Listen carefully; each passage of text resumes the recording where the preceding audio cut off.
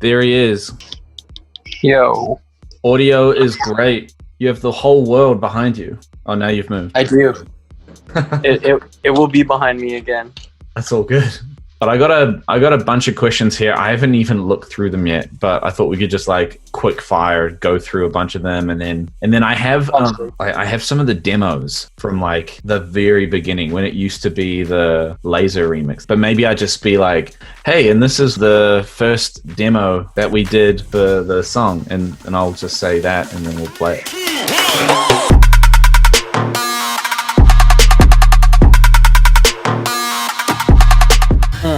Damn, what are you eating?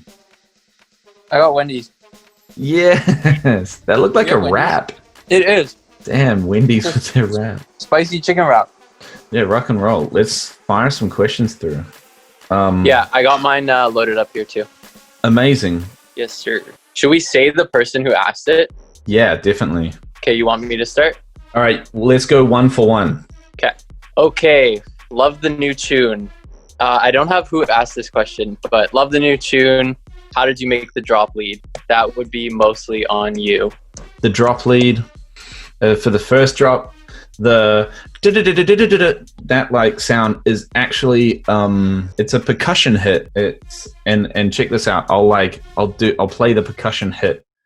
And essentially I think it's different like velocity hits of that, and a pitch kind of doing like a little slow vibrato on it. And then that like sound is in massive. I think when I play now the demo, you'll hear that it's straight, and then eventually I put some kind of envelope on the pitch of that to make it kind of like duck down. So every time it's like this like a siren effect.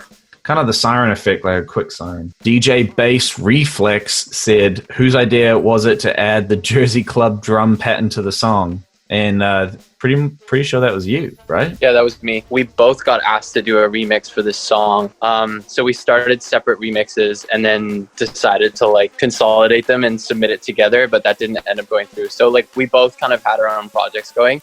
So mine had the Jersey part in it. How did you guys meet? True Love Waits 11 asked how we met. When was the first time we met? I opened for you in Vancouver, and we just said like, hey, what's up? As we were wait. Celebrities Underground. Yeah. That was crazy. That was so long ago. Then I think we, did the tour together, and we did all of like Texas together. That was crazy. That was fun. Yeah, it was a good time. And then we did New York together and Boston. Okay, here's another question. Ryan Wujikaik said, how long did the track take to make? I think the initial idea was done pretty quickly. Like the base of like the drop was done quite quick, and then we kind of went back and forth for a little bit, and then it was like radio silence forever because we just didn't know what was happening with the track. I played it out at EDC in 2019.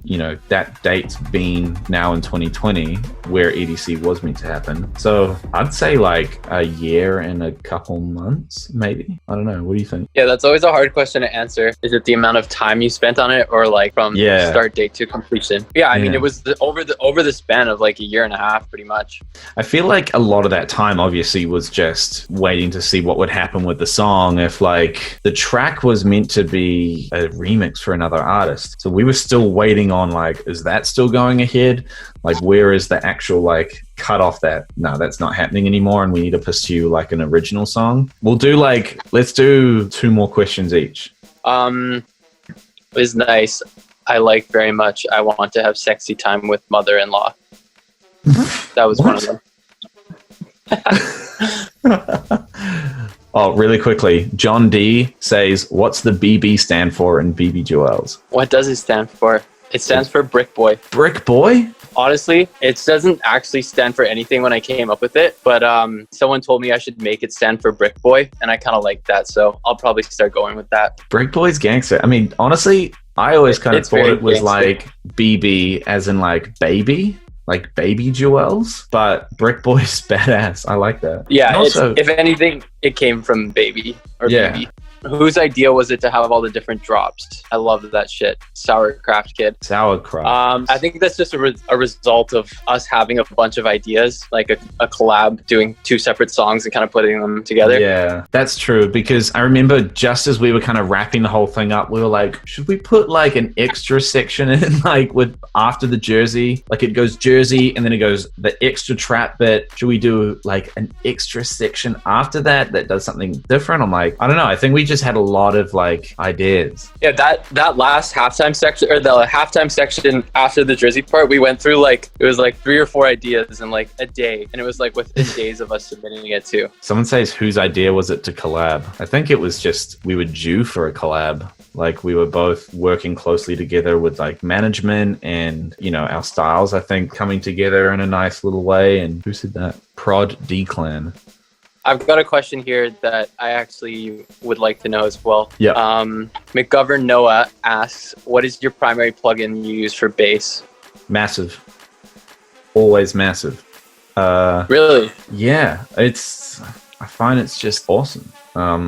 Do you not use Serum? I've got it. I've tried it and it's cool. I just know Massive so well. I know like Massive is kind of like limited in a few areas, like a certain amount of wave tables that you can choose from. But like the combinations, choose that with that wave table with this kind of envelope and this filter. The combinations of getting sounds are pretty endless. So I don't know. I love Massive. Yeah, it's a powerful plugin for sure. Someone says, what part of the song did you specifically contribute to? A rough idea. I feel like, I mean, I did that first drop. You did like all the flutes in the second drop. You did the intro and kind of builds, and you also brought the vocal. Pull up the sound, go whoa. Or whatever, however it was. Yeah.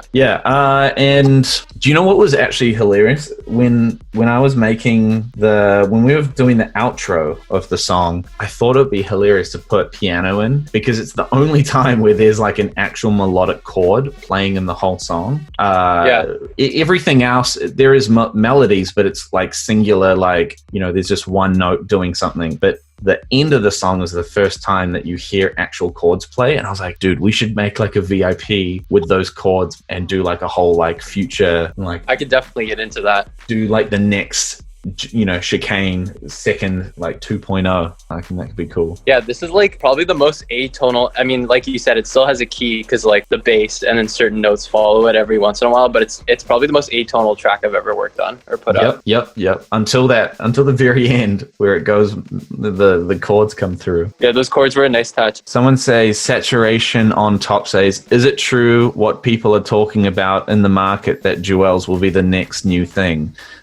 Yes, straight up. The amount of love on our trap you're getting is amazing as well. Shout out to massive shout out our trap. Those are my our trappians, man. They love the Juelz, the BB Juelz. I love those dudes and girls.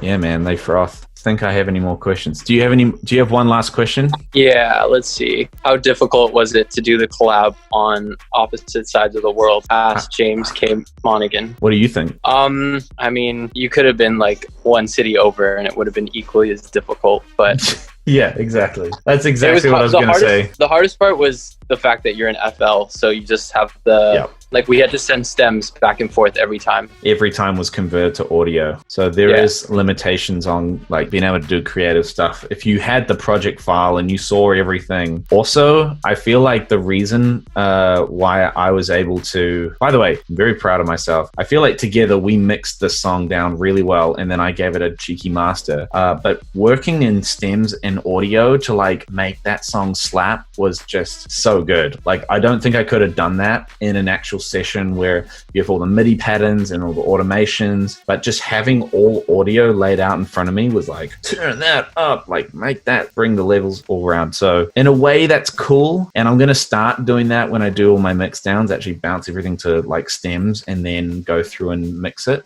Yeah, dog. Is there anything you want to say to the people before we go? I didn't really think of this. That's okay. Chicane, QUIX and Juelz out now. Spotify, Apple Music, Deezer, Google Play, whatever. Go cop. Wow. Yeah, you did that really well. That was awesome. Stay safe out there. The world's crazy. So just... stay safe, everybody. See you, dude. Yeah, it was good talking to you. Say hi to Liv, and yeah, we'll talk soon. Love you, man. Peace. Love you, bro. Peace out. See ya.